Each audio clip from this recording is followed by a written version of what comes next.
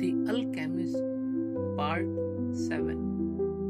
बुढ़िया सैंटियागो को अपने घर के पीछे एक कमरे में ले गई जहां रंगीन मोतियों का पर्दा था।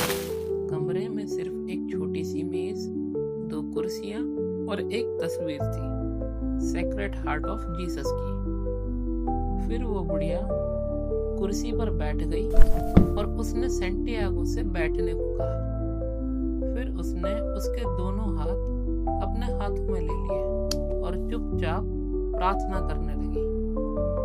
बुढ़िया की प्रार्थना एक जिप्सी प्रार्थना जैसी थी। सैंटियागो का पहले से ही रास्ते में जिप्सीज के साथ सामना हो चुका था।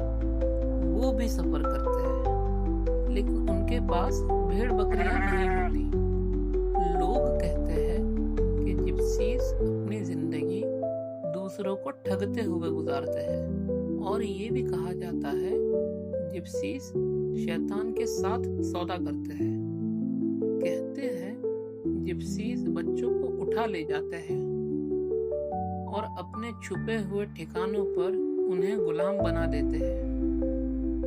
बचपन में सैंटियागो हमेशा ये सोचकर डर जाता था कि कहीं कोई जिप्सी उसे पकड़ ना ले, और जब बुढ़िया ने उसके हाथ अपने हाथों में लिए तब उसके बचपन का डर वापस लौट आया।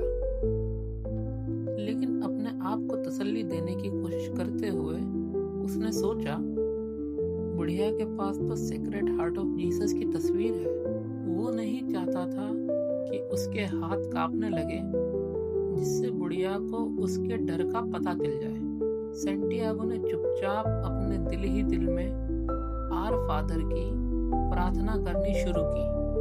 अपनी नजर सैंटियागो के हाथों से हटाए बिना बुढ़िया ने कहा, बहुत दिलचस्प, और फिर चुप हो गई। सैंटियागो घबराने लगा, उसके हाथ भी कांपने लगे और बुढ़िया ने यह महसूस कर लिया। सैंटियागो ने तुरंत अपने हाथ खींच लिए। सैंटियागो ने कहा, मैं यहाँ अपने हाथ की लकीरें दिखवाने नहीं आया हूँ। और उसी वक्त उसे ये लगने लगा कि उसका यहाँ आना एक गलती है।